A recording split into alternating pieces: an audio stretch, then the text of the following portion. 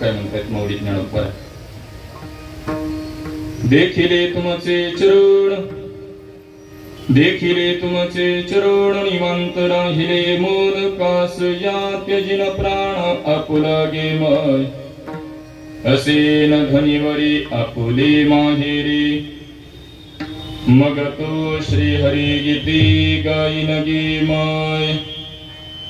सकळ ही गोत माझे पंढरीसे जाण, सकळ ही गोत माझे पंढरीसे जाण. पाप रखुमा देवी वरू विठ्ठलाची अन. असे न धनिवरी आपुले माहेरे मग तो श्री हरी गीते गाईन गे माय. विठ्ठल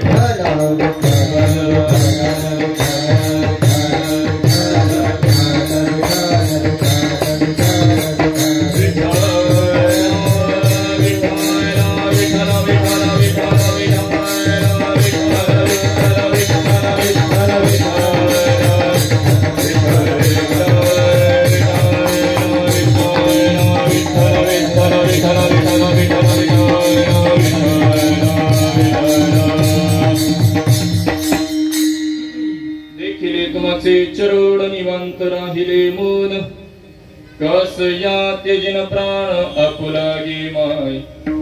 असे न धनिवरी आपुले माहेरी मग तो श्री हरी गीती गाईन गे माय. मौलिक ज्ञानोपर या अभंगामधून एक रूपकात्मक अभंग. या अभंगामध्ये मौलिक ज्ञानोपर एका स्त्रीच्या एका गवळणीच्या भूमिकेमध्ये भगवान परमात्म्यासोबत एक प्रकारचा संवाद व्यक्त करतात. थोडस पुढे जाऊन बोलायचं झालं, एका गवळणीच्या भूमिकेमध्ये स्त्रीच्या भूमिकेमध्ये भगवान परमात्म्याकडे हट्ट आग्रह धरल्यानंतर भगवान परमात्म्याने जी काही दिलेली अनुभूती आहे त्या दिलेल्या अनुभूतीचा अनुवाद मौलिक ज्ञानोपर या अभंगातून प्रकट करत आहे. चिंतन सेवेला प्रारंभ करण्यापूर्वी थोडासा परिहार देणं अगत्याचं आहे. समस्त ग्रामस्थ भांगरवाडी इथलं भजनी मंडळ असतील, भाविक मंडळी असतील, सर्व गावातील तरुण मंडळी असतील, सर्वांच्याच यथोचित अशा सहकार्याने संपन्न होत असलेला पारंपरिक प्रातिवार्षिक हा नाम महोत्सव, ज्यांच्या शुभ प्रेरणेने हा उत्सव संपन्न होतोय असे भजनानंदी ब्रह्मलीन वैकुंठवासी श्रद्धेय श्री दत्तूभाईजी मेहता, त्याच पद्धतीने दगडूभाईजी मेहता, त्याच पद्धतीने परम आदरणीय परम श्रद्धेय ब्रह्मलीन वैकुंठवासी काशीनाथ महाराजजी भोसले यांच्या कृपा आशीर्वादाने संपन्न होत असलेला त्याच पद्धतीने परम आदरणीय परम श्रद्धेय ब्रह्मलीन वैकुंठवासी रवींद्र महाराज पंडित यांच्या देखील एक कृपा आशीर्वादाने संपन्न होत असलेला आणि संपूर्ण नवमी भजनी मंडळ यांच्या शुभ संकल्पनेतून, सहकार्यातून, प्रेमातून, स्नेहातून संपन्न होत असलेला हा उत्सव आणि त्यातली आजची माझ्या वाटेल आलेली कीर्तन सेवा, संपूर्ण नवमी भजनी मंडळ असतील, सर्व भाविक मंडळी असतील, ग्रामस्थ असतील, तरुण वर्ग असेल, त्यामध्ये ज्यांच्या संपर्कातून इथे येण्याचा योग आला परम आदरणीय श्रद्धेय अमोल दादा असतील, त्यांच्या समवेत काम करणारी संपूर्ण संयोजन आयोजन कमिटी असेल, सर्वांच्याच यथोचित अशा प्रेमातून, स्नेहातून ही सेवा माझ्यासारख्या एका सर्वसामान्याकडे सोपवण्यात आली आणि तर निमित्ताने सेवेकरता उपस्थित आहे. चिंतन सेवेला प्रारंभ करण्यापूर्वी या उत्सवाचं अधिष्ठान ज्या पवित्र प्रांगणामध्ये हा उत्सव आपण संपन्न करतोय, प्रभू श्री रामचंद्रांच्या चरणी अनंत कोटी प्रणाम करतो. त्याच पद्धतीने माझी श्री गुरु बाबासाहेब अजरेकर महाराज, श्रोत्रिय ब्रह्मनिष्ठ श्री गुरु सदाकरजी महाराज इंगळे यांच्या चरणी अनंत कोटी प्रणाम करून माझ्यापेक्षा ज्ञानाने वयाने अधिकाराने सर्व ज्येष्ठ श्रेष्ठ मंडळी सर्वांच्या चरणी विनम्र भावाने वंदन करतो आणि ज्ञानोपाय तुकोपाय मला ज्या पद्धतीने बुद्धी देतील त्या पद्धतीने सेवा करण्याचा प्रयत्न. हे चिने माझी मनीची आस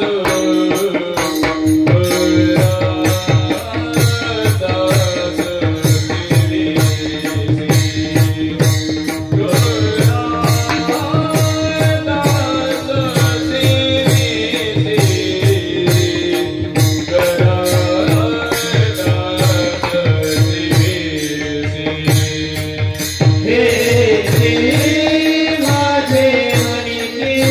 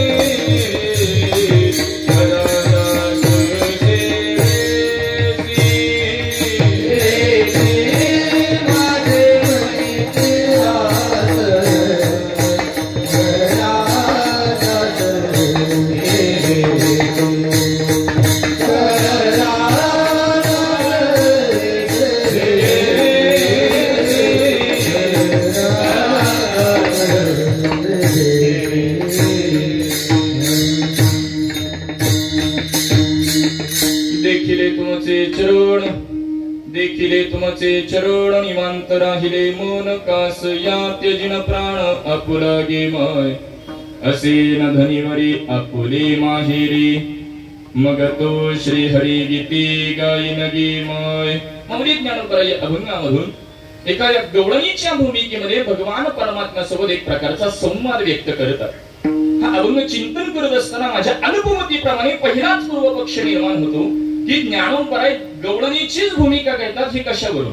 तर अभंगामध्ये काही अशी पदं आलेली आहेत महाराज की त्या पदावरून आपल्याला निर्देश करता येतो की एका गवळणीची भूमिका पटवून देतो. अभंगामध्ये पद आलेले असे न धनिवरी आपुले माहेरी. मला सांगा माहेर पुरुषाला असतं की स्त्रीला असतं? तुमच्याकडे पद्धत कशी? आणखी अनुभव नाही. माहेरी स्त्रीला असतं आणि अभंगामध्ये पद आलेले माहेरी या पदावरून निर्देश करत येतो एका गवळणीची भूमिका. एक लक्षण. आणि दुसरं लक्षण महाराज एखादा पुरुष दुसऱ्या पुरुषाला हाक मारत असेल तर तो अरे म्हणून हाक मारतो, परंतु तीच जर एखादी माता भगिनी दुसऱ्या माता भगिनीला हाक मारत असेल तर ती अग म्हणून हाक मारते. अभंगामध्ये पद आलेले गे माये या पदावरून निर्देश करत येतो ही एका गवळणीची भूमिका आहे. विठ्ठल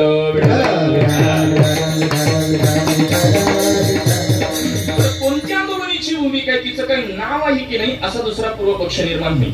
वास्तविक जर आपण पाहिलं व्यवहारामध्ये आपल्याकडे एखाद्याचं नाव असतं महाराज गोपाळ म्हणून, परंतु संत वाङ्मय जर आपण अभ्यासलं भगवान श्रीकृष्ण परमात्म्याचे जे सवंगडी आहेत गोकुळातले जे पुरुष आहेत त्यांना गोपाळ असं संबोधलं गेलेलं आहे आणि गोकुळातल्या ज्या काही स्त्री आहेत त्यांना गवळणी असं संबोधलं गेलेलं आहे. त्यांची नावं नाही. तशा तर आपल्याकडे वाङ्मयामध्ये 3 प्रकारच्या गवळणी आहेत. कर्मकांडीच्या गवळणी 1, उपासनाकांडीच्या गवळणी 2 आणि ज्ञानकांडीच्या गवळणी 3. परंतु ज्या अभंगामध्ये माऊली ज्ञानोबराय ज्या गवळणीची भूमिका घेतात या तिन्ही गवळणींच्या पलीकडे असणारी ही चौथी गवळण आहे. विठ्ठल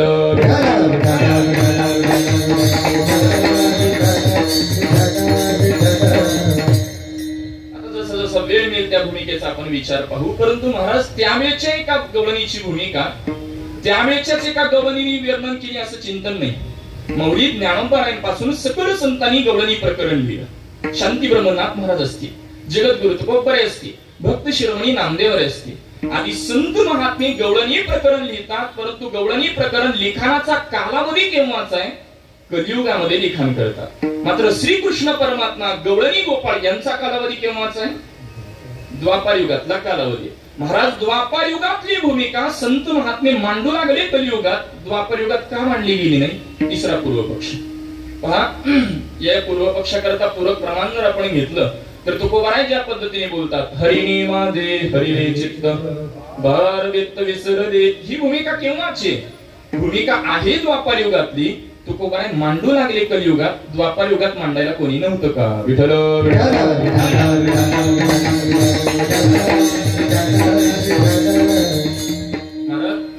माझ्या अल्पमतीप्रमाणे मला अभ्यास झालेल्या 2 लक्षण आहेत. पहिलं लक्षण असं श्रीकृष्ण परमात्म्याने गोकुळामध्ये जे काही चरित्र केलेलं आहे लीला केलेले त्याचं वर्णन श्रीमद भागवत महापुराणामध्ये श्री व्यास मुनींनी केलेलं पाहायला मिळतं.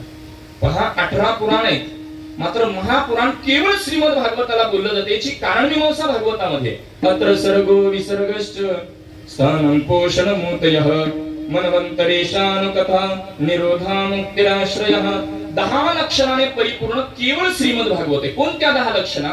सर्ग विसर्ग स्थान पोषण उती मनवंतर ईशानु कथा निरोध मुक्ती आणि आश्रय अशा 10 लक्षणांनी परिपूर्ण केवळ श्रीमद भागवत आहे. म्हणून त्याला महापुराण म्हणतात. 5 लक्षणाने पूर्ण आहे त्याला पुराण म्हणतात आणि 2-3 लक्षणाने असेल त्याला उपपुराण बोलतात. विठ्ठल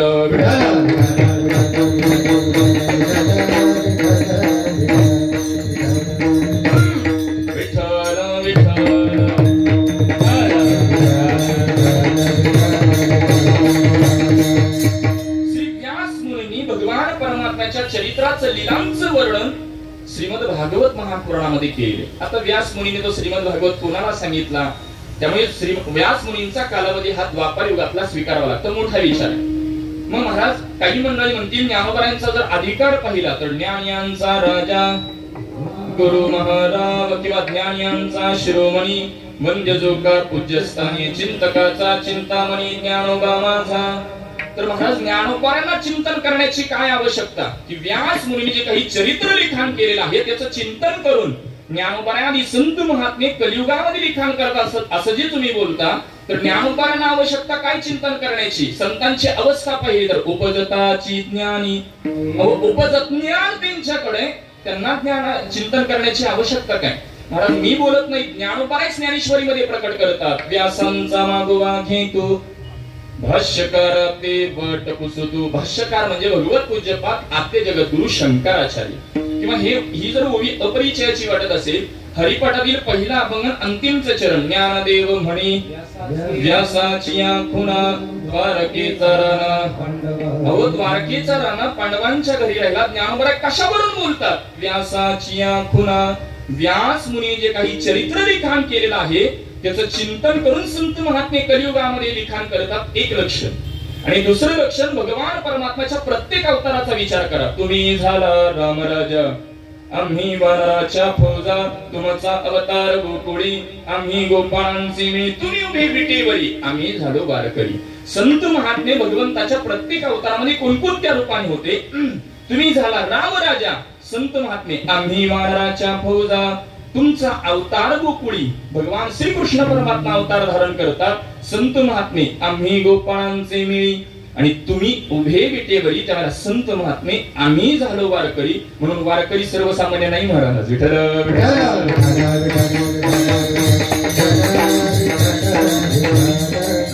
एवढाच पटवून द्यायचा आहे, भगवान श्रीकृष्ण परमात्म्याच्या अवतारामध्ये संत महात्मे कोणत्या रूपाने होते? आम्ही गोपाळांचे मी. मग महाराज गोपाळांच्या संगतीमध्ये भगवान परमात्म्याच्या लीला चरित्र प्रत्यक्ष जर संत महात्मे पाहत होते द्वापार युगात, तर द्वापार युगात संतांनी का लिखाण केलं नाही? तर द्वापार युगात भगवंताकडून मिळणारं जे काही भक्तिप्रेम आहे त्याची केवळ अनुभूती घेतली. घेतलेल्या अनुभूतीचा अनुवाद कलियुगात या गवळणींच्या माध्यमातून करू लागले. विठ्ठल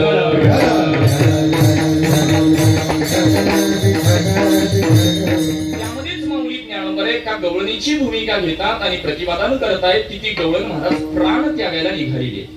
वास्तविक भगवान परमात्मा गोकुळात अवतार धारण करतात, याचा अर्थ गोकुळातल्या गवळणी गोपाळांचा अधिकार काय स्वीकारावा लागतो? सामान्य अधिकार नाही, उच्चतम अधिकार स्वीकारावा लागतो. अहो आपल्याकडे एखादा परमार्थी गृहस्थ असतो धरून चाल, त्याची धारणा काय असते? महाराज भगवंताच्या भक्ती करता, भगवंताच्या सेवे करता, भजना करता, भज सेवायाम धातू त्यामध्ये आपण चिंतन करू शकतो. भगवंताची भक्ती करायची असेल, सेवा करायची असेल तर मला हा देह, हा जन्म अपुरा पडतो. म्हणून भगवंताने मला प्रत्येक जन्मामध्ये त्याचं दास बनवलं पाहिजे, ही धारणा आपल्या वारकऱ्यांची. महाराज बोलतात, हेची भावी माझी आस, हेची भावी माझी आस, हेची भावी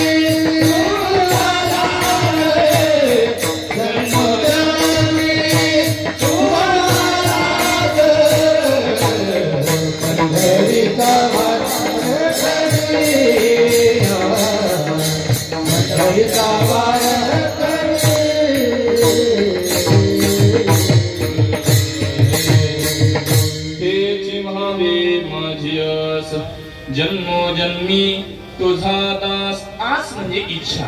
माझी एकच इच्छा आहे, जन्मोजन्मी मला जन्मोजन्मी तुम्ही तुमचा दास बनवा. कारण मला तुमची भक्ती करायची आहे, मला तुमचं भजन करायचं आहे.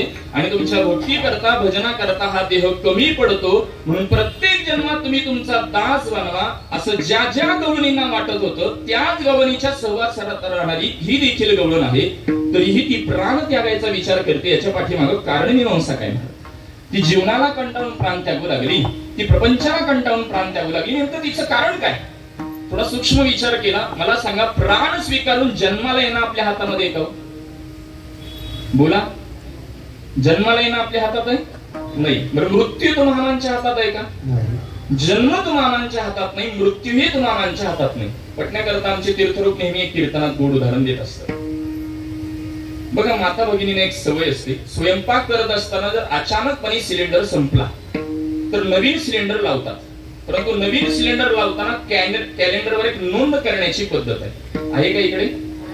मला सांगा, नवीन सिलेंडर लावल्यावर नोंद करता, तो सिलेंडर कधी संपणार याची नोंद करता का?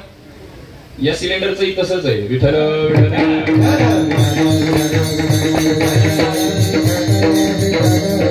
तसं विधिलित येत आहे, ज्योतिषशास्त्राने सांगता येतं महाराज, परंतु माणसं घाबरतात म्हणून कोणी सांगत नाही.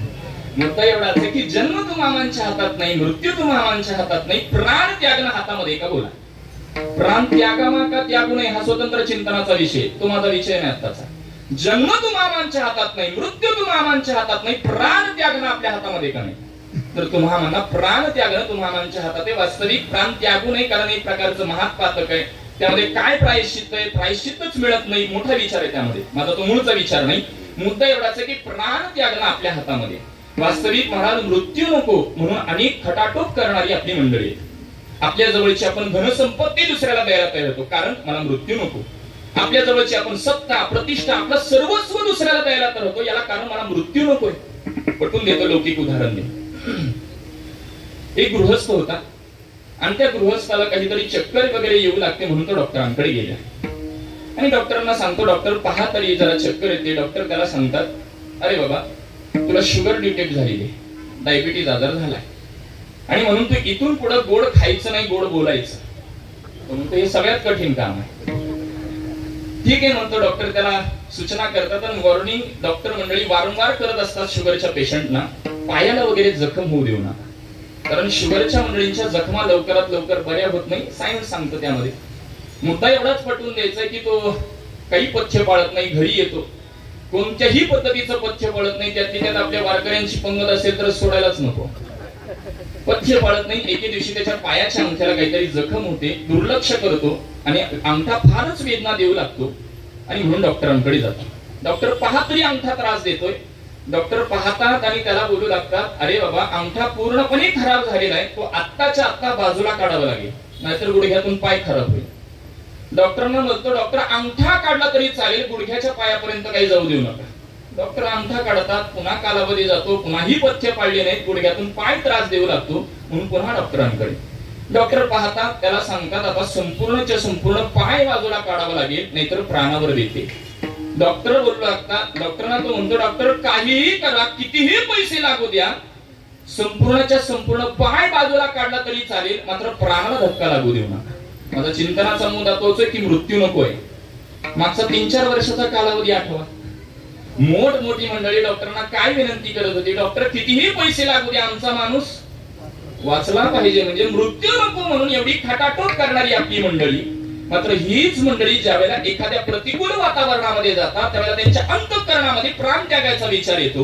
म्हणजे जीवनामध्ये त्यांना सर्वच गोष्टी प्रतिकूल असतात असं नाही म्हणत, कोणत्या तरी एका कारणामध्ये ते जीवन जगण्याकरता असह्य झालेले असतात. मग महाराज, प्राण त्यागायचा विचार कोण करतो? जीव प्राण त्यागायचा विचार करतो, ज्ञानी प्राण त्यागायचा विचार करतो की भक्त प्राण त्यागायचा विचार करतो? ज्ञानीही प्राण त्यागायचा विचार करत नाही आणि भक्तही प्राण त्यागायचा विचार करत नाही. मग महाराज, ही गवळण का प्राण त्यागायचा विचार करू लागते? तिची नेमकी कारण मीमांसा काय? तर महाराज, त्या गवळणीने तिच्या जीवनामध्ये एक ध्येय बाळगलेले. आणि सर्वोतपरी प्रयत्न करून ते ध्येय पूर्ण होत नाही, मग ती म्हणते आता मी जगून काय करू. पटण्याकरता बोलतो. नाथ महाराज हरिपाठामध्ये बोलतात, वाचा नवे लाव जळो त्याचे जिने. हाच भाव एका महात्म्याने वर्णन केलेला आहे. तबल रसना साची भरी जबलग मुख मो राम नाही तो काट डारिये मुख मे भरो नाही जाम. श्री गुरुदेवांच्या मुखातून श्रवणात आलेला दोहा आहे. नाथ महाराज जो भाव व्यक्त करतात तोच भाव आहे. मुखामध्ये असलेली जिव्हा, त्याला आपण व्यवहारात जीभ असं बोलतो. महाराज ती जीभ भगवंताच्या नामचिंतना करता दिली, आणि त्या जीवेने जर आपण नामचिंतन करत नसू तर विठ्ठल विठ्ठल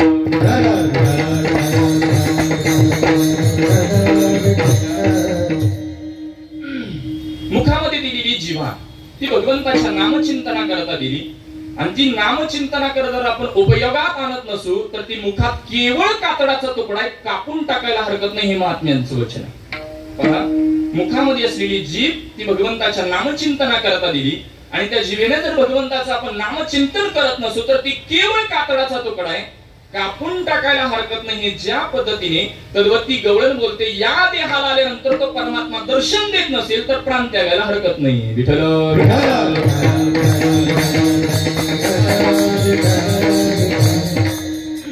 म्हणजे आणखी पटण्याकरता लौकिक उदाहरण देतो. एखादा विद्यार्थी असतो, आणि तो ध्येय बाळगतो की मला या वर्षी या परीक्षेमधून एवढे पर्सेंटेज घ्यायचे नाही, म्हणून तो प्रयत्न करू लागतो. त्याला शिक्षकांचा स्टाफ अनुकूल आहे, त्याची शिकण्याची प्रवृत्ती चांगली, आई वडील चांगले सपोर्टिव्ह, सगळं काही अनुकूल असताना देखील योग्य प्रयत्न न झाल्या कारणाने बाय मिस्टेक तो नापास होतो. नापास झाल्यावर तो म्हणू लागतो आता मी जगून काय करू, काय तोंड घेऊन मी घरी जाऊ, का मी जे ध्येय बाळगलेलं होतं ते ध्येयच पूर्ण नाही झालं. हे उदाहरण बदलून देतो. एखादा शेतकरी असतो महाराज, तो ध्येय बाळगतो की या वर्षी मला या पिकांमधून 5 लाख रुपये उत्पन्न मिळेल, कष्ट करू लागतो. पत्नी अनुकूल कष्ट करणारी आहे, त्याची स्वतःची कष्ट करण्यामध्ये प्रवृत्ती चांगली आहे. सर्व अनुकूल असताना देखील महाराज निसर्गाची अवकृपा होते आणि पिकांचं नुकसान होतं.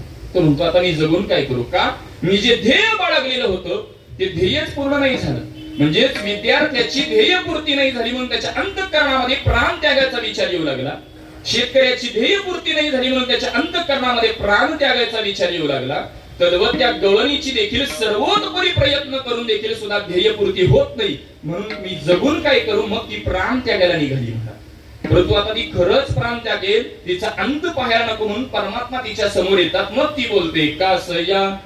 कासया म्हणजे का बरं, मी आता माझा प्राण का बरं त्यागू, कारण माझी ध्येयपूर्ती झाली, माझी ध्येयपूर्ती झाली. म्हणजेच त्या गवळणीचं ध्येय काय होतं महाराज, भगवान श्रीकृष्ण परमात्म्याचं दर्शन हे त्या गवळणीचं ध्येय. इथं पूर्व पक्ष निर्माण होतो, गोकुळामध्ये राहून त्या गवळणीला श्रीकृष्ण परमात्म्याचं दर्शन होत नव्हतं का. विठ्ठल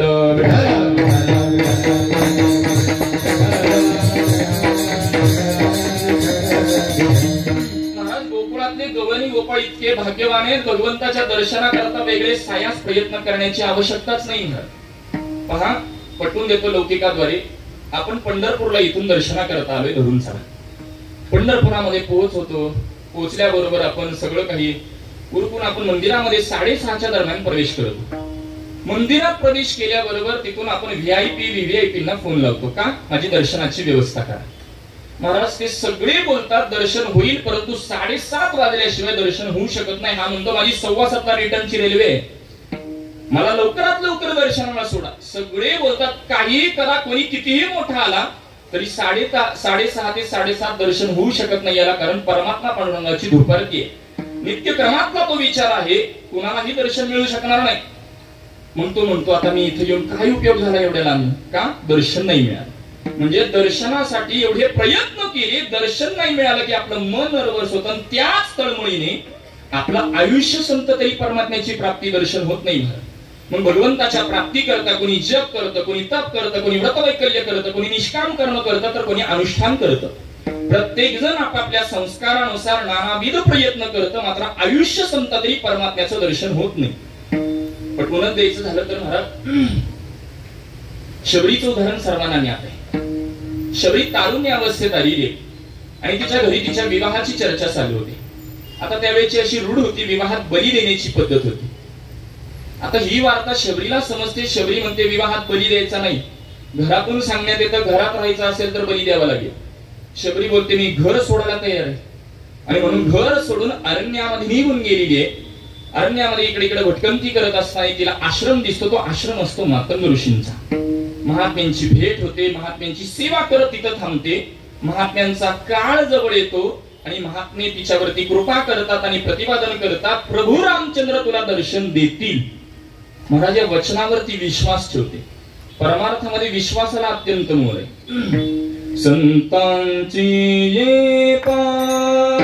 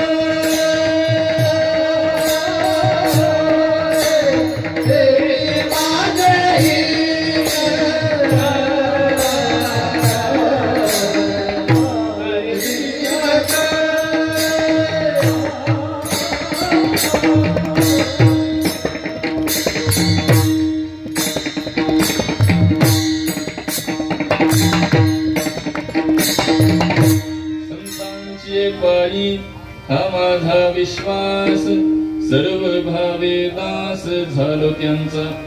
अशी प्रकृती ठीक नाहीये, परंतु सगळ्या आमच्या तरुण टाळकऱ्यांची आग्रह होता महाराज ठाई गावा, परंतु त्याला ठाईला लागते ताकद, आणि आम्ही न जेवण करत उभारलोय. प्रेम आहे म्हणून म्हटलं त्यांच्याच प्रेमानं झाली तर ती होऊन जाईल. गाण्याचा प्रयत्न केला. संतांचे पायी हा माझा विश्वास. विश्वास हवा महाराज. आता या विश्वासावर म्हणजे शबरी विश्वास ठेवते संत वचनावर, आणि दुसऱ्या दिवसापासून तिची दिनचर्या बदलते. सकाळी उठावं, शुचिर्भूत व्हावं, अरण्यामध्ये जावं, फुले तोडून आणावी आणि आश्रमाची वाट सजवावी. का? प्रभू रामचंद्र मला दर्शन देण्याकरता येणार आहे. महाराज ही दिनचर्या एक दिवस दोन दिवस नाही महाराज, तारुण्य अवस्थेतून वृद्धापकाळापर्यंत दररोज ही तिची दिनचर्या चालू आहे. या विश्वास पदावर थोडस जर तत्वज्ञानाच्या वेदांताच्या भूमिकेत बोलायचं झालं तर वेदांतामध्ये दोन प्रकारच्या ज्ञानाचा विचार आहे. परोक्ष ज्ञान, अपरोक्ष ज्ञान. अपरोक्ष ज्ञान म्हणजे सच्चिदानंद रूप ब्रह्म मीच आहे, त्याला अपरोक्ष ब्रह्मज्ञान म्हणतात. कशाने प्राप्त होतं? श्रोत्रिय ब्रह्मनिष्ठ दयाळू गुरूंच्या मुखातून तत्वमसी महावाक्याच्या बोधाने. आणि याच्या अलीकडची एक पहिली म्हणजे परोक्ष ज्ञान, की तो परमात्मा आहे हे जे ज्ञान आहे त्याला परोक्ष ज्ञान म्हणतात. हे कशाने प्राप्त होतं? तर महाराज सद्गुरु और सत्शास्त्र के वचन पर विश्वास की रखने से, म्हणजे तोच विश्वास शबरीने ठेवला. म्हणजे शबरीचं ध्येय काय होतं महाराज? प्रभू रामचंद्रांचं दर्शन. तद्वत गवळणीचं ध्येय काय? ती प्राण त्यागायचा विचार करते. याला कारण तिची धारणा अशी, अनेक जन्म झाली तो परमात्मा माझ्याकडे केवळ येतो येतो म्हणून सांगतो, मात्र माझ्याकडे काही येतच नाही. आता गवळणीचे अनेक जन्म महाराज तुम्ही कसं सांगता? पहिल्यांदा शबरी पूर्ण करतो, पुन्हा त्या विचाराकडे जातो. शबरी महाराज तारुण्य अवस्थेतून वृद्धापकाळामध्ये हातामध्ये काठी आली तरीही दिनचर्या बदलली नाही. याला कारण शबरीला यत्किंचितही वाटत नव्हतं की प्रभू रामचंद्र दर्शन देतील का, दर्शन देतीलच हा दृढ विश्वास होता. म्हणून प्रभू रामचंद्रांना यावं लागलं. मला गुरुजी विश्वास या पदावर पाठामध्ये दृष्टांत देत असतात. भगवत पूज्यपाद आद्य जगद्गुरु शंकराचार्य यांच्या जीवनातील कुमारी भट्टांचा एक प्रसंग आहे. एक साधक असतो, अद्वैताचं वगैरे शिक्षण घेतल्यानंतर त्या अद्वैताचा प्रचार प्रसार करावा म्हणून गुरुकुलातून बाहेर पडले आहे. मात्र अद्वैताचा प्रचार प्रसार करायचं म्हणजे सुरुवातीला द्वैताचंही ज्ञान असणं गरजेचं आहे. म्हणून द्वैती मंडळींच्या गुरुकुलामध्ये तो अध्ययनाकरता थांबतो. आता तिथल्या मंडळींना थोडासा कालावधी गेल्यावर कळतं की हा बाबा द्वैती नसून अद्वैती आहे. म्हणून त्याला विचारणा करता, तुम्ही खोटं बोलून कशा करता थांबला? त्यावेळेला तो साधक बोलू लागतो, वेद हेच सत्य, जीवाला जगाला तारणारे आणि ते अद्वैताचं बोधन करणारे. साधक बोलतो, तुम्हाला जर तुमच्या शास्त्रावर एवढा विश्वास असेल तर आपण एक प्रयोग करू, आणि तो जर प्रयोग यशस्वी झाला तर आम्हीही अद्वैती बनायला तयार आहोत. साधक बोलतो, काय प्रयोग करावा लागेल? तुम्हाला उंच डोंगरावरून आम्ही ढकलू आणि तुम्हाला जर तुमच्या शास्त्राने वाचवलं तर आम्ही हा अद्वैती बनू. साधक म्हणतो, मला प्रयोग मान्य. उंच डोंगरावर त्या साधकाला उभं केलं जातं. तो डोळे मिटतो, हात जोडतो, प्रार्थना करतो, माझे शास्त्र सत्य असतील तर ते मला वाचवतील. प्रार्थना करतो, खाली ढकलण्यात येतं, काही एक लागत नाही. सगळी द्वैती मंडळी त्याला उचलून घेतात, त्याचा गुणगौरव करू लागतात. मात्र एक गवताची काडी त्या साधकाच्या डोळ्याला लागलेली असते आणि डोळ्यातून एक विशिष्ट रक्त येत असते. हे साधकाच्या लक्षात येतं आणि साधकाच्या अंतःकरणामध्ये चिकित्सा चालू होती की शास्त्राने वाचवायचं असेल तर माझं सर्वोपरी रक्षण करायला हवं. एवढी गवताची काडी तरी मला का लागावी? आणि म्हणून घडलेला वृत्तांत ज्यांच्याकडे अद्वैताचं शिक्षण घेतलं त्या गुरु महात्म्यांजवळ जाऊन विचारणा करतो, गुरुजी शास्त्राने वाचवायचं असेल तर माझं सर्वोपरी रक्षण करायला हवं होतं, एवढी गवताची काडी तरी का लागावी? माझ्यामध्ये माझं नेमकं चुकलं तरी काय? त्यामुळे साधक गुरुजी त्याला बोलू लागतात, यामध्ये तुझंच चुकलं. गुरुजींना बोलतो, महाराज काय चुकलं माझं? त्यावेळेला गुरुजी बोलू लागतात, बाबा तू प्रार्थना काय केली? माझे शास्त्र सत्य असतील तर ते मला वाचवतील. तुला माहित नाही का तुझे शास्त्र सत्य आहेत ते? तर या पदामुळे अविश्वास निर्माण झाला, म्हणून ही स्थिती भोगावी लागली. विठ्ठल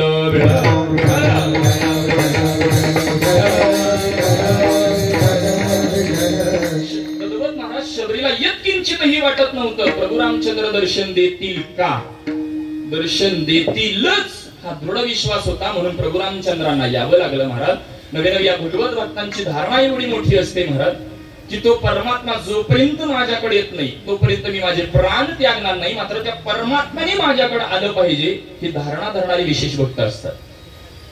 पटवून द्यायचं झालं महाराज, आपण ध्रुवबाळाचं चरित्र पाहतो. ध्रुवबाळ बाल्यावस्थेमध्ये भगवंताने माझ्या समोर आलं पाहिजे ही धारणा व्यक्त करतात. मला सांगा, भगवान परमात्मा ध्रुवबाळाच्या समोर जातात, ध्रुवबाळाने डोळे उघडून भगवंताकडे पाहावं आणि भगवंताला सांगावं हा देव माझा नाही, ही भक्ताची ताकद आहे. कारण ध्रुवबाळाने महाराज भगवंताने पुन्हा दुसरं रूप धारण करावं, पुन्हा ध्रुवबाळाच्या समोर जावं, पुन्हा डोळे उघडून ध्रुवबाळाने सांगावं हा देव माझा नाही. म्हणजे भगवत भक्ताची धारणा भगवंताने माझ्याकडे यावं एवढीच मर्यादित नाही महाराज, माझा जो भाव आहे त्याच रूपात माझ्याकडे आलं पाहिजे. आता दृष्टी पुढे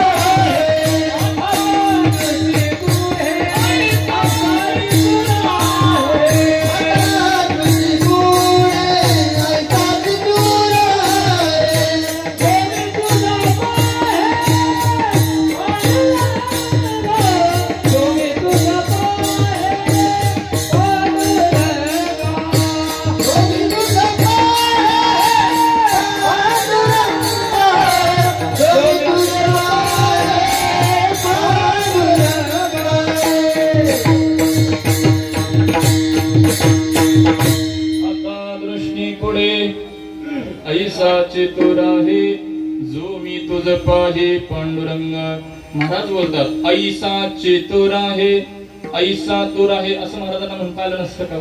अहो, संतांचा अधिकार एवढा मोठा आहे की ते शब्द संतांच्या आसपास गिरक्या घेत असतात की संतांच्या मुखातून बाहेर पडावं, ही अवस्था संतांची.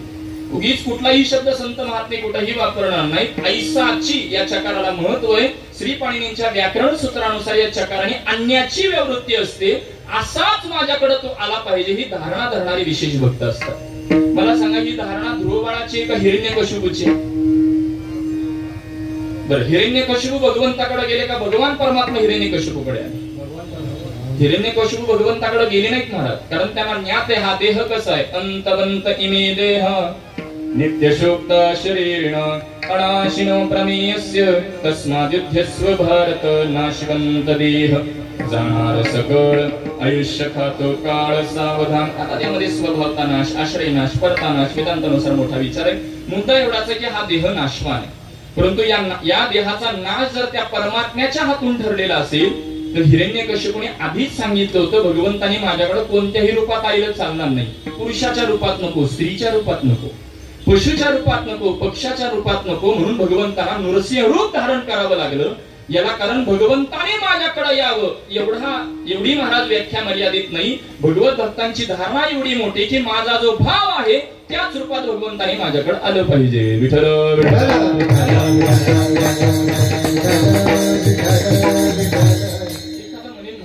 भगवंत दर्शनाची जर एवढी जर लालसा भगवत भक्ताच्या त्या गवळणीच्या अंतःकरणात आहे, तर महाराज त्या गवळणी भगवंताकडे जावं, तिनेच माझ्याकडे यावं, हा आग्रह कशा करता?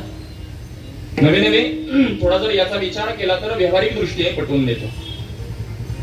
आपल्याकडे एखाद्याचा विवाह ठरतो. आता एखाद्याचा विवाह ठरल्याबरोबर आपल्याकडे आमंत्रण करण्याची पद्धत आहे. पूर्वीची पद्धत चांगली होती, अगदी तांदूळ वाटण्याची पद्धत होती. आता फार सुधारित पद्धती आल्यात, आता ते सांगत नाही.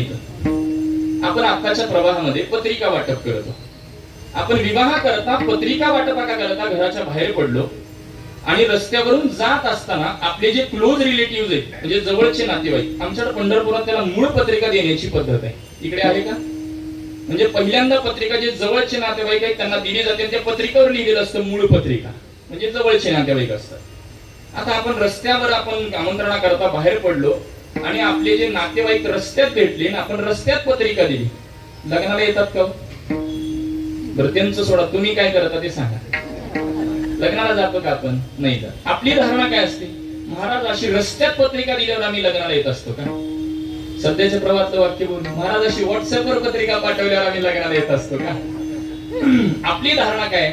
महाराज आम्हाला यथोचित घरी येऊन जर मान सन्मान दिला, ते आमच्या घरी आले तर आम्ही त्यांच्याकडे जाण्याचा विचार करू. म्हणजे आपल्याकडे जसे हक्काने भांडणारे नातेवाईक असतात, तद्वत भगवंताला देखील हक्काने भांडणारे भक्त असतात. तो आमच्याकडे आला तर आम्ही तुझ्याकडे येऊ. विठ्ठल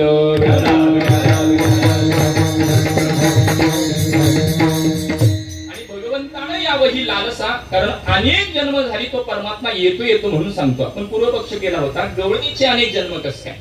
महाराज या गवळणींचा पूर्व अवतार जर विचारात घेतला तर त्या वेदामध्ये रुचा बनलेल्या होत्या. ज्ञानोबा वर्णन करतात, त्या जाण वेद गर्वेच्या श्रुती. वेदामध्ये रुचा बनल्या कारण शब्दाच्या माध्यमातून या परमात्म्याला जाणता यावं, परंतु तरी देखील भगवंतापर्यंत जाता आलं नाही म्हणून वेदातील रुचांनीच घेतलेला अवतार म्हणजे गोकुळातल्या गवळणी महाराज. आणि आता गोकुळात येऊन देखील सुद्धा तो दर्शन देत नसेल, आमच्या अंतःकरणातील भक्तिप्रेम वृद्धिंगत करत नसेल, तर मी जगून काय करू? म्हणून प्रांत्यागाला निघाली गवळण. जीवनाला कंटाळून, प्रपंचाला कंटाळून, सासूला कंटाळून प्रांत्यागाला निघाली गवळण नाही महाराज.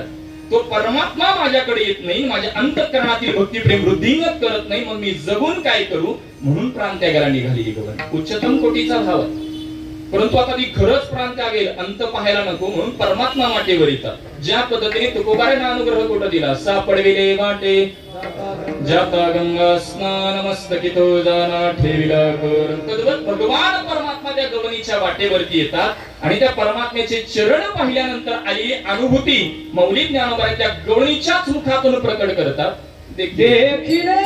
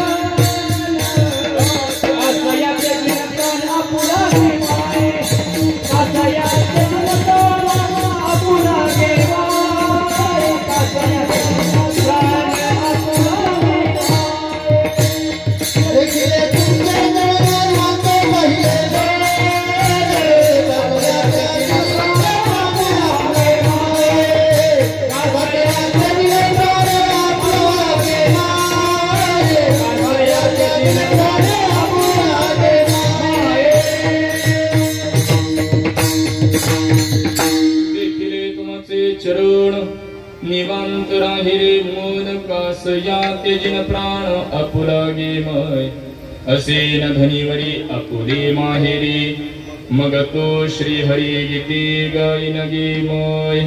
मौलिक ज्ञानोबर आहे त्या गवळीच्या भूमिकेमध्ये बोलताय देखिले. बरं तो संवाद कोणासोबत करतायत? ती गवळण संवाद कोणासोबत करते? एका सखी सोबत करते, जगतासोबत करते. नेमकं कोणाशी संवाद करते? तर महाराज ती गवळण सखी सोबतही बोलत नाहीये, ती गवळण महाराज जगतासोबतही बोलत नाही, साक्षात परमात्म्याला सांगते देखिले तुमचे चरण निवांत राहिले मन. आता देखिले म्हणजे पाहिलं. देखिले या पदातून वेदांताच्या भूमिकेमध्ये त्रिपुटीचा विचार करता येतो, दृष्टा, दृश्य आणि दर्शन. आता वेळाभावी विस्तार करत नाही, मात्र देखिले म्हणजे पाहिलं. मग पाहण्याकरता डोळे लागतात, पाहण्याकरता ज्ञान लागतं, पाहण्याकरता विवेक लागतो का पाहण्याकरता भाव लागतो? भगवंताला पाहायचं असेल तर चर्मचक्षणे पाहावं, विवेक चक्षणे पाहावं, दिव्य चक्षणे पाहावं, ज्ञान चक्षणे पाहावं की भाव चक्षणे पाहावं. ही गवळण आहे ती कोणत्या चक्षुची महाराज? दिव्य चक्षुचा विचार केला तर अर्जुनाचं आपल्याला उदाहरण सर्वांना ज्ञात आहे. अर्जुनाला महाराज दिव्य दृष्टी दिली विश्वरूप दर्शन पाहण्याकरता. मात्र विश्वरूप दर्शन पाहण्याकरता दिव्य दृष्टी देऊन देखील अर्जुनाला परमात्म्याकडे जावं लागेल. परंतु ज्या भगवत भक्ताकडे भाव चक्षु आहे, परमात्मा त्या भक्ताकडे येऊन अंतःकरणातील भक्ती प्रेम वृद्धिंगत करतो. हे भाव चक्षुचं वेगळेपणे त्यांचं आणखी चिंतन करायचंय.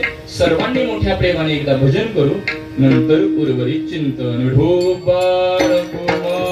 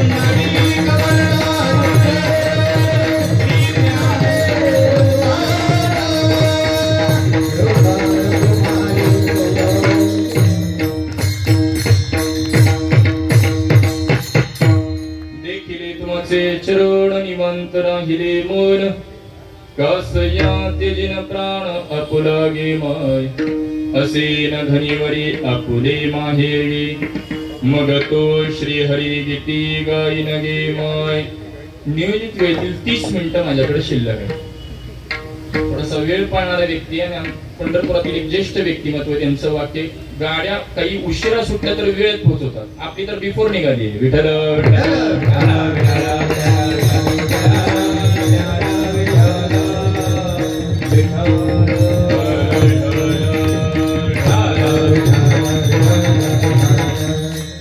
आणि म्हणून मर्यादित वेळ मला चांगलं ज्ञात आहे. कीर्तनानंतरचा महत्वाचा कार्यक्रम बाकी आहे, जास्त विस्तार करून चांगला नाही. मुद्दा फक्त अभंगातला महत्वाचा गावा त्याला स्पर्श करून सेवेला पूर्ण विराम देतो. ज्ञानोबर एक पद वापरतायत, देखिले तुमचे चरण. देखिले म्हणजे भगवंताला पाहिलं. मग पाहण्याकरता कोणते इंद्रिय आपल्याकडे? तुमच्याकडे कोणत्या इंद्रियाने पाहतात? डोळे. आपल्याकडे नेत्र हे इंद्रिय आहे. महाराज वेदांतामध्ये पंच ज्ञानेंद्रियाचे पंच विषय त्याच्या देवता सांगितले गेले. पंच ज्ञानेंद्रियाचा विचार भगवद्गीतेच्या 15व्या अध्यायामध्ये बोललाय. पहा, श्रोत्रम चक्षुः स्पर्शनम रसनम घ्राणमेव च. आता पंच ज्ञानेंद्रियाचे पंच विषय, श्रोत्र म्हणजे कानाचा विषय हा शब्द आहे, डोळ्याचा विषय हा रूप आहे, त्या पद्धतीने त्वचेचा विषय हा स्पर्श आहे, नाकाचा विषय गंध आहे आणि जिभेचा विषय हा रस आहे. असे पंच ज्ञानेंद्रियाचे पंच विषय. आता प्रत्येकाचा विचार मांडत नाही. डोळ्याचा विषय काय? रूप आहे. म्हणजे ज्याला रूप आहे, ज्याला आकार आहे, त्याच वस्तू या डोळ्याला पाहता येतात. मग महाराज ज्या आकारवान आहेत त्याला जर त्याच वस्तू जर या डोळ्याला पाहता येतात, म्हणून परमात्म्याबद्दल बोलताना महाराजांचं वचन आहे अव्यक्त निराकार नाही ज अकर. महाराज तो अव्यक्त निराकार नव्हे नव्हे पुढे पद वापरतात नाही ज अकर. अहो त्या परमात्म्याला आकारच नाही, मग आकारवान पदार्थ फक्त या डोळ्याला पाहता येतात. जर तो परमात्मा आकार रहित असेल तर ज्ञानोबांनी पाहिलं कोणाला? विठ्ठल.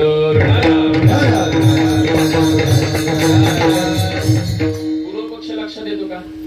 बघा आपण बोलतो महाराज याने केलेली गोष्ट माझ्या मनाला काही ती पटत नाही. मला सांगा मन कसं आहे? चौकोनी आहे, त्रिकोणी आहे का अष्टकोनी आहे? कोण म्हणलं पाहून येतो? मन पाहता येत नाही महाराज, कारण ते आकार रहित आहे. मग आकार रहित वस्तू या डोळ्याला दिसत नाही. तो परमात्मा आकार रहित असेल तर ज्ञानोबांनी नेमकं पाहिलं कोणाला? वेळ शिल्लक राहिला तर या पूर्वपक्षाचा विचार करू. आणखीन एक अभंगामध्ये महत्वाचा पूर्वपक्ष की महाराज पाहिलं कोणी? डोळ्याने पाहिलं. मग महाराज डोळ्याने पाहिल्यावर डोळाच निवांत व्हायला पाहिजे. पाहिलं कोणी? डोळ्याने. मग निवांत राहिले मन कसं म्हणतात? बघा तसा डोळा ही चंचल आहे, मन ही चंचल आहे. महाराज बोलतात राहो आता हेची ध्यान, राहो आता हेची ध्यान,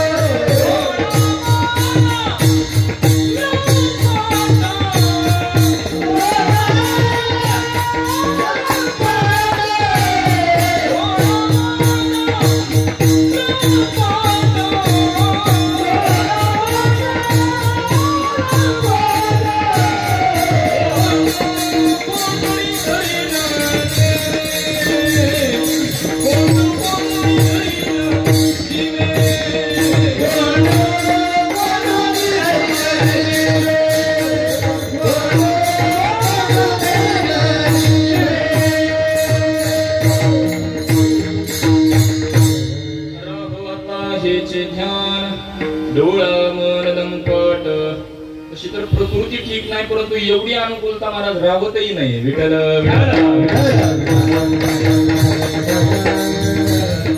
कधी कधी सगळं असतं परंतु स्थानिक प्रसन्नता असावी लागते. आपल्या श्रोत्यांच्या मध्ये प्रसन्नता यात नव्हे महाराज. प्रांगण एवढं पवित्र आहे, मंदिर एवढं पवित्र आहे की सहजच सात्विकता निर्माण होते. विठ्ठल राहो आता हेचे ध्यान, डोळा मन लंपट. लंपट याचा इथला अर्थ आहे विक्षिप्त. डोळाही लंपट आहे, मनही लंपट आहे. डोळा किती चंचल आहे. एखादा चालू कीर्तनात जर उठला तर कीर्तनकाराकडचं लक्ष जातं कुठं आपल्याकडे, एवढा डोळा चंचल आहे. आणि मन किती चंचल आहे महाराज. अर्जुनासारख्याने कबुली दिली चंचलम हि मन कृष्ण भ्रमाथे बलभद्रुडं तस्य हम निग्रहं वंदे वायुरेव सुदुष्करं. किंवा आणखी पुढे जाऊन बोलायचं झालं तर सुभाषितकार बोलतात 10 गोष्टी चंचल आहेत, त्यामध्ये देखील सर्वाधिक मन चंचल आहे. मनो मधु करो मेघो मानिनी मधुनो मरुतो मा मधो मरकटो मत्सो मकरादश चंचला. किंवा आणखी पुढे जाऊन बोलायचं झालं तर आणखी एका ठिकाणी सुभाषितकार बोलतात मरकडस्य सुरापान. किंवा तोच भवनाथ महाराज देखील बोलतात मरकट रूपे चंचल मन त्यासी असत संग मदिरापान काम वृश्चिके दंशिले जान मग वर्तन यद्वा तद्वा. मन किती चंचल आहे नाथ महाराज गोड बोलतात. दृष्टांत देतात मरकट रूपे. मरकट माहितीये का इकडं? माहिती नसेल तर फक्त आरसा पाहायचा. माकड महाराज पूर्वीचा चंचल आहे. त्यामध्ये त्याला असत संग मदिरापान, त्यामध्ये त्याला एखाद्याने मद्यपेय पाजलं. मद्यपेय एवढा शब्द या गादीवर घ्यावा बरं, दुसरा घेण्याचा अधिकार नाही. माकड पूर्वीचा चंचल आहे, त्यामध्ये त्याला एखाद्याने मद्यपेय पाजलं आणि त्यात एका विंचवाने त्याला दंश करावा. माकड पूर्वीचा चंचल, त्यामध्ये त्याला एखाद्याने मद्यपेय पाजलं आणि त्यात विंचवाने त्याला दंश करावा. तो किती चंचल होईल, त्याही पेक्षा मन चंचल आहे. विठ्ठल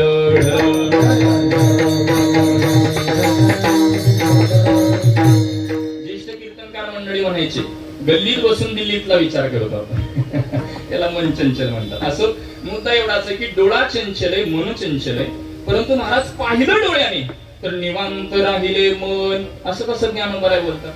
पाहिलं कोणी? किंवा पूर्व पक्षाकरता पूरक प्रमाण घेतो. तुकोबाराय काय बोलतात? आवडे हे रूप गोजिरे सगुण पाहता मन सुखावले. चुकला काय आपण? पाहता मन सुखावले असं म्हणत नाहीत, पाहता लोचन सुखावले. का लोचन सुखावले? अवलोचनाने रूप पाहिलं. मग महाराज लोचनाने रूप पाहिल्यावर लोचन सुखावतं, पाहण्याकरता डोळा इंद्रिय. तर ज्ञानोबराय कसं बोलतात? देखिले तुमचे चरण निवांत राहिले लोचन. अभंग कसा हवाय? विठ्ठल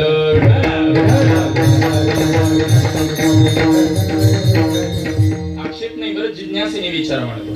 संत वचनावर आक्षेप घेणे इतपत कोणच मोठा होत नाही, तो सुप्रीम कोर्टाचा निर्णय असतो. तुकोबाराय ज्या पद्धतीने म्हणतात पाहता लोचन सुखावले, त्याच्या पाठीमागची कारण मीमांसा विचारात घ्यावी लागते. आणि ज्ञानोबराय ज्या पद्धतीने म्हणतात पाहता हे निवांत राहिले मन, हे जे ज्ञानोबराय बोलतात त्या अर्थी त्याच्या पाठीमागची कारण मीमांसा विचारात घ्यावी लागते. आता याचा विचार सांगत असताना व्यावहारिक दृष्टांतानेही पटवून देतो आणि तत्वज्ञानाच्या भूमिकेतूनही पटवून देतो. महाराज व्यवहारामध्ये पहा, एक 2-3 वर्षापूर्वी एक गोळी जास्त प्रसिद्ध झाली होती. आताही आहे, मला वाटतं तिच्यावर बंदी आहे का नाही मला माहित नाही, मी ऍडव्हर्टाइज नाही करत, मला पटण्याकरता बोलतो. पॅरासिटामॉल अगदी प्रसिद्ध गोळी. एखाद्याला महाराज जर ताप असेल, कणकणी असेल आणि डोकेदुखी असेल, त्याला 3000 त्रास देत असतील, एक गोळी घेतल्यावरती 3000वर काम करते की नाही? मला सांगा, एक गोळी 3000वर काम करते तर चरण पाहिल्यावर मन आणि डोळा निवांत होणार नाही का? विठ्ठल विठ्ठल.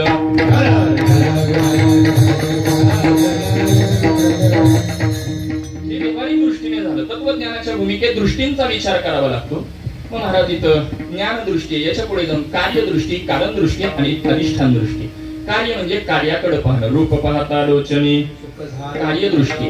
कारण दृष्टी तोच अभिन्न निमित्त उपादान कारण आहे. माय जगन्नाथ बाप जगन्नाथ ही कारण दृष्टी. आणि अधिष्ठान दृष्टी आनंद अद्वय नित्य निरमय जे का निज ध्येय योगी यांचे. तर याच्या पुढे जाऊन महाराज ज्ञान दृष्टीने तर अजातवाद बोलतात, एकत्वाची प्रतीक येते. एकमेवा द्वितीयम नेहनास्ति किंचन. मग तो परमात्मा कोणत्या किंवा ती गौडण कोणत्या दृष्टीची आहे महाराज? तर तिच्याकडे भावचक्षु आणि ती भावदृष्टीने भगवंताकडे पाहते, त्याच्याकडे समर्पण आहे, परंतु ते द्वैतातलं नसून अद्वैतातलं. मी भक्त तू देव, कल्पित भेद वास्तवाभेद या भूमिकेतून भगवंताकडे समर्पणात्मक भूमिकेतून पाहते. मग पाहताना अवयवाला पाहते, उपाधीला पाहते का स्वरूपाला पाहते महाराज? तर सगुण सौंदर्याला पाहते. त्याचं वर्णन करणं म्हणजे तरीच भक्ती. तुकोबाराय काय वेगळं बोलतात? सुंदरते ध्यान उभे विटे बरी करकटावरी ठेवून किंवा राजस सुकुमार मदनाचा पुतळा रवी शशी कडा लोपलिया. आता सौंदर्याचंच वर्णन अभंगात चरण पद आला असल्या कारणाने चरणाचं जर सौंदर्य पाहिलं, चरण फळावरती द्वादशीला एक आरती गातात.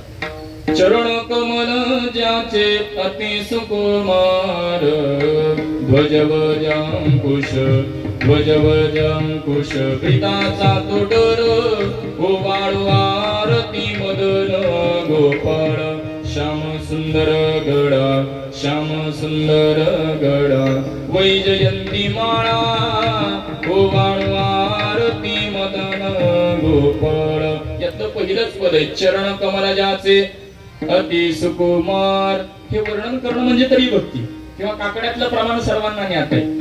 तुझी विढाली कोटी चंद्र प्रकाश चंद्र प्रकाश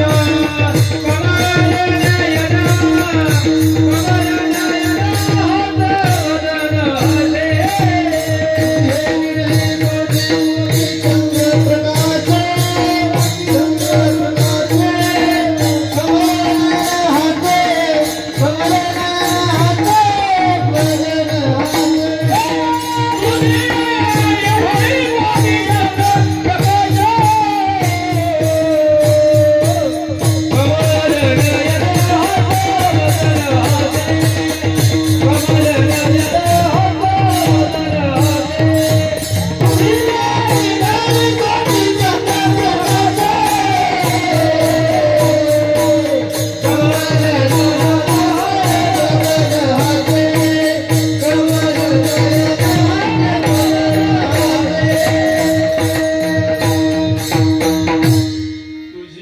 निधळी कोटी चंद्र प्रकाशे कमलनयन हास्य वदन हासे.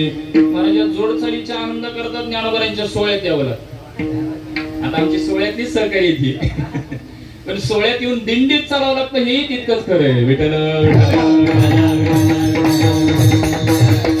बोलतो सोहळ्यातील एक ज्येष्ठ कीर्तनकार त्यांनी ब्रह्मलीन वैकुंठवासी भोसरीकर मौलींचं वाक्य सांगितलं होतं महाराज की म्हणे त्यावेळेला देखील ज्ञानोबा तुकोबाऱ्यांना माहिती होतं की बरीच मंडळी ज्ञानोबा तुकोबाऱ्यांचा सोहळ्यातील दिंडीतलं भजन सोडून 5-10 किलोमीटर पुढे चालतात.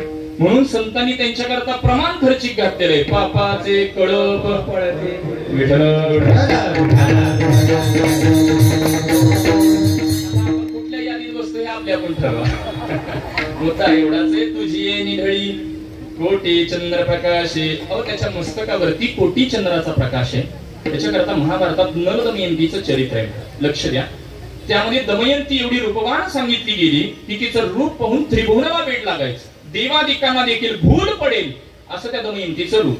मग तिला रूप देण्याकरता भगवंतांनी केलं तरी काही नाही. एका चंद्रातील चिमुडभर माती तिला रूप देण्याकरता वापरली. महाराज एका चंद्रातील चिमुडभर माती तिला रूप देण्याकरता वापरली तर तिचं रूप त्रिभुवनाला वेड लावणार ठरतं. मग अशा कोटी चंद्राचा प्रकाश ज्याच्या मस्तकावरती विराजमान आहे तो परमात्मा किती सुंदर असेल. विठ्ठल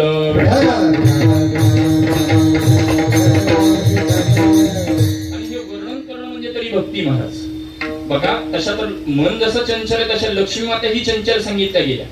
ज्या पद्धतीने विवाह करता लक्ष्मी माता सर्व लोकात फिरू लागल्या तशा वैकुंठ लोकामध्ये जातात. भगवान परमात्मा शयन ग्रहामध्ये निवांतपणे झोपलेले भगवंताचं रूप पाहण्याकरता गेलेले लक्ष्मी माता भगवंताच्या केवळ चरणच पाहतात पण चरणाच्या सौंदर्यावर एवढ्या मोहित होतात की त्या चरण सेवाच करत बसतात. म्हणून पाय लक्ष्मीच्या किंवा नवविधा भक्तींचा विचार करा. श्रवणं कीर्तनं विष्णु स्मरणं पाद सेवनं अर्चनं वंदनं दास्यं सख्यं आत्मनिवेदनं. आता एक भक्ती करता एक भगवत भक्ताचं उदाहरण देता येईल. महत्वाचा मुद्दा आहे की पाद सेवन भक्ती करता आपण लक्ष्मी मातेचा विचार करतो.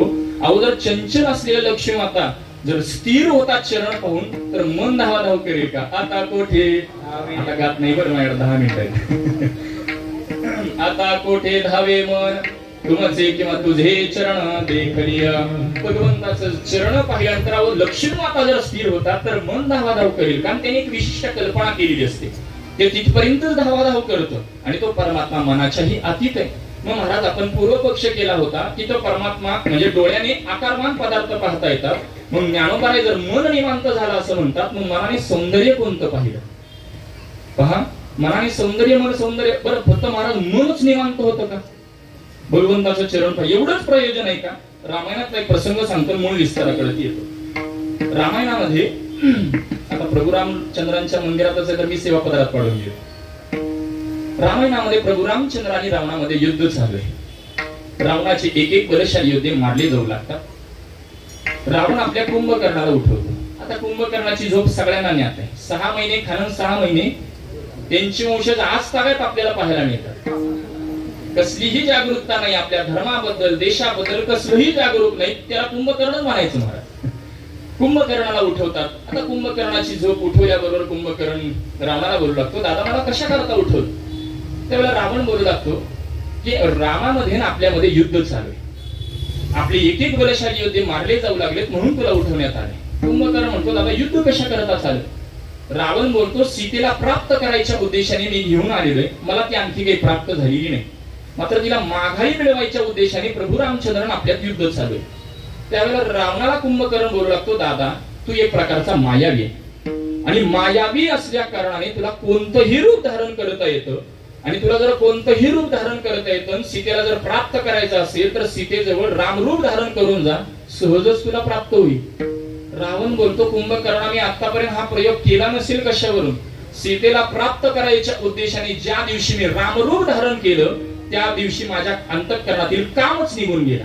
अहो रामरूप धारण केल्यानंतर जर काम निवृत्ती आहे तर चरण पाहिल्यावर होणार नाही का. विठ्ठल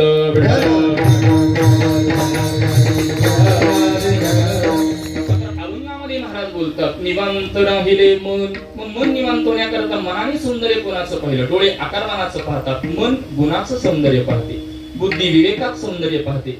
आता परत विवेकात सौंदर्य का गुणात सौंदर्य का 10 मिनिटं शिल्लक आहे. 3 गुण आहेत सत्वगुण रजोगुण आणि तमोगुण. वास्तविक याची उत्पत्ती अनादि शुद्ध ब्रह्माबरोबर अनादि कल्पित प्रकृतीचा अनादि कल्पित तादात्म्य संबंधन, यातून 3 गुणाची उत्पत्ती. सुरू करायचं का आता? नाही, क्लिष्ट होईल म्हणून विस्तारात. बरं महाराज, रजगुण तमगुण सोडून द्या, सत्वगुणात तरी सौंदर्य आहे का?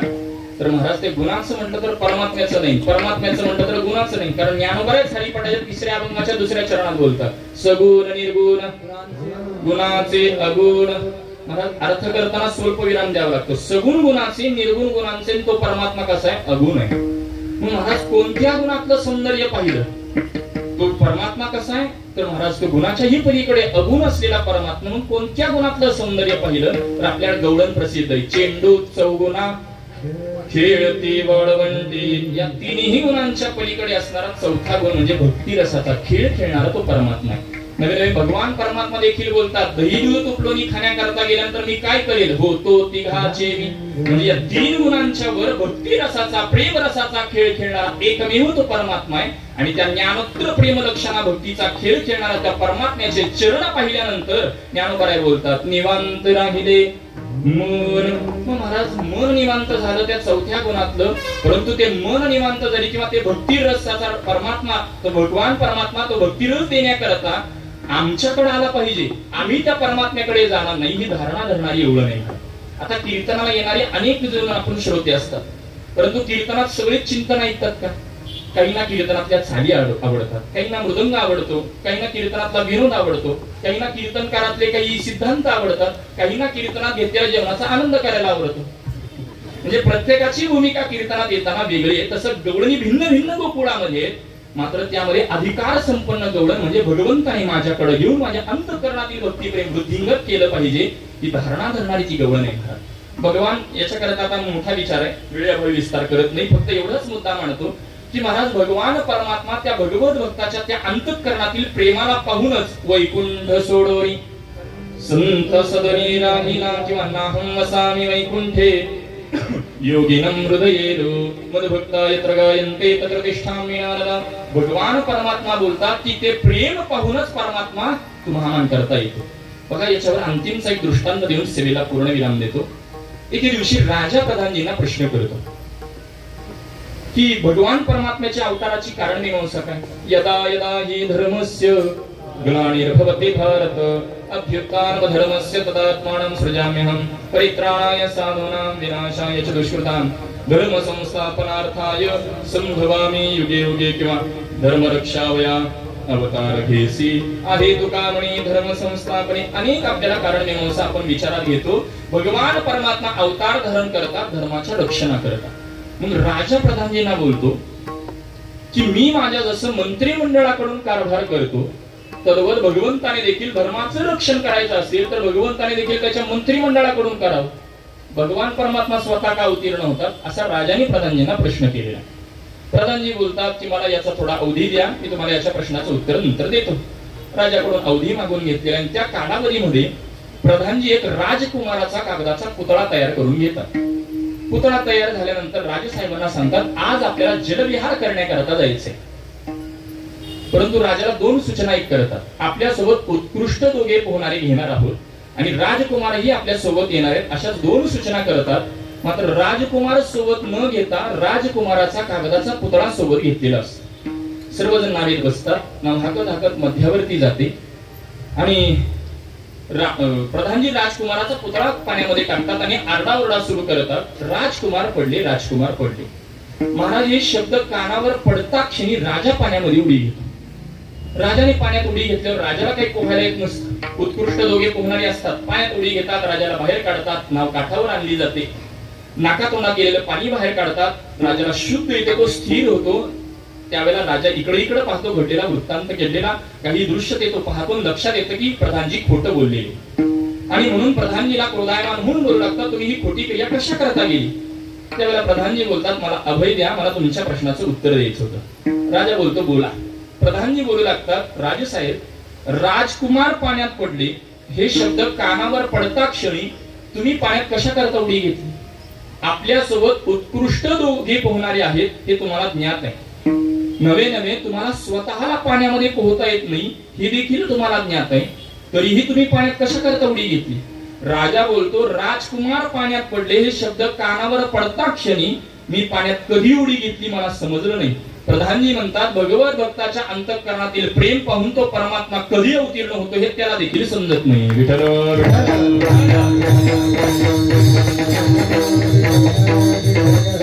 आणि त्याच प्रेमापोटी तो परमात्मा अवतीर्ण त्या गवळीच्या समोर आल्याबरोबर ती गवळण बोलू लागते, देखिले तुमचे चरण निवांत राहिले मन, कासया तेजन प्राण अपुलगे माय. मग आता मी काय करेल, असे न धनीवरी अपुरे माहेरी, अधिष्ठान रूपी माहेरामध्ये राहणार आहे.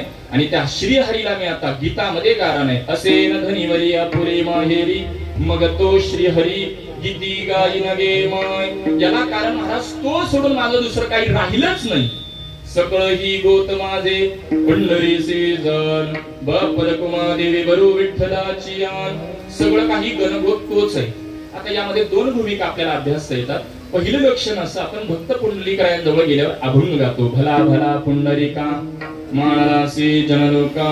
या अभंगाचं तिसरं चरण पाहिलं तर अवघा लीला परिवार, गोपी गोपाळांचा भार, म्हणजेच गवळणी गोपाळ यांचा परिवार म्हणजे त्या गवळणीचे भाऊ म्हणजे भक्त पुंडलिक राय आणि बहीण म्हणजे चंद्रभागा. अशी सकळ ही गोत माझे पंढरी एक लक्षण.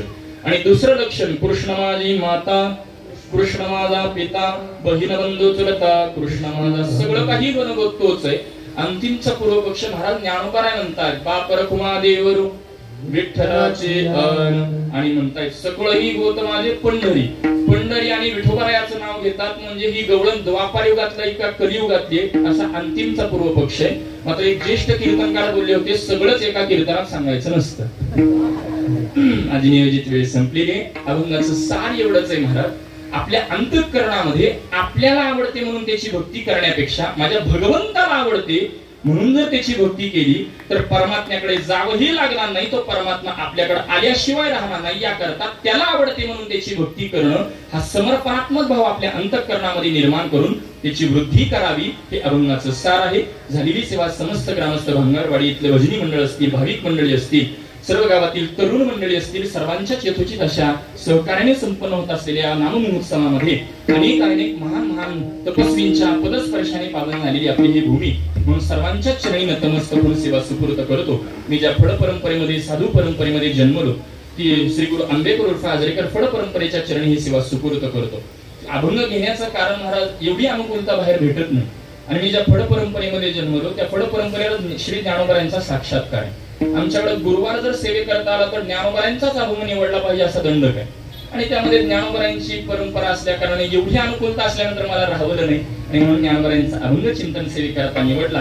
वास्तविक त्या अभंगावर बोलावं किंवा तेवढा माझा तितका अभ्यास नाही, अधिकार नाही, कोणत्याही पद्धतीची उंची नाही, शारीरिक उंची सोडली तर कोणत्याही पद्धतीची योग्यता नाही, फक्त माझ्या परंपरेची एक झूल माझ्या अंगावरती आहे. जसं आपल्याकडे बैल पोळ्याला बैलाला सजवतात आणि पाठीवर झूल टाकतात त्यावेळेला बैल रुबाबदार दिसतो, तसं परंपरेची झूल आहे म्हणून आम्ही रुबाबदार आहे. बाकी आमटी काढली तर आमची लायकी कोणत्याही पद्धतीची नाही, परंतु त्या परंपरेत जन्मलो म्हणून मला आधी तर बोलवलं असेल असं मी समजतो. सर्वांच्या चरणी नतमस्तक होतो. उत्कृष्ट या परिसरातील सर्वच मावळ परिसरामध्ये मी जिथं जिथं कीर्तना परिसराला गेलो ती सगळीच गुणवान गायक मंडळी कीर्तन सेवे करतात, तिथं उपस्थित असतात. वाडीमध्ये नित्याने आम्हाला दररोज विसावा झाला की दर्शन झाल्याशिवाय राहत नाही अशी सगळी तरुण मंडळी आहेत, टाळकरी वृंद आहेत, पंचक्रोशीतांमधील सर्व ज्येष्ठ श्रेष्ठ मंडळी असतील, माझ्यापेक्षा ज्ञानाने वयाने अधिकाराने सर्वच पूजनीय मंडळी असतील, सर्वांच्या चरणी विनम्र भावाने वंदन करतो. उत्कृष्ट मृदंग वादक चारही बदललेले पण सर्वांना यथोचित असे धन्यवाद देतो. आणि माईक सिस्टीम किरकिर नाही, कुरकुर नाही, माईक वाल्यांची नाही माईकची, म्हणून त्यांनाही धन्यवाद देतो. कारण महाराज आम्ही 80% त्यांच्यावर अवलंबून असतो. कारण तुमच्यापर्यंत तेवढा आवाज जर आम्हाला न ताकद लावता पोहोचता आला तर आम्ही प्रसन्न राहतो. ताकद लावावी लागली आणि सुरुवातीलाच आदरणीय दादांनी अगदी यथोचित लावली म्हणून त्यांनाही धन्यवाद देतो. ह्या कीर्तन ज्यांच्या माध्यमातून लाईव्ह प्रसारित केलं जातं आदरणीय ताई देखील इथे उपस्थित आहेत, त्यांनाही धन्यवाद देतो. सर्वांच्या चरणी नतमस्तक होतो. आणि एखादा जर अपशब्द केला असेल तर तो माझ्या बुद्धीचा दोष समजावा. पायाच्या प्रसादे काही बोलिलो विनोदे, मज क्षमा करणे संती, नोहे अंगभूत युक्ती, नोहे हा उपदेश, तुमचे बडे बडे रोषेश, तुमच्या कृपेचे पोषणी, जन्मोजन्मी तुका म्हणे ज्ञानोबा माऊली तुका.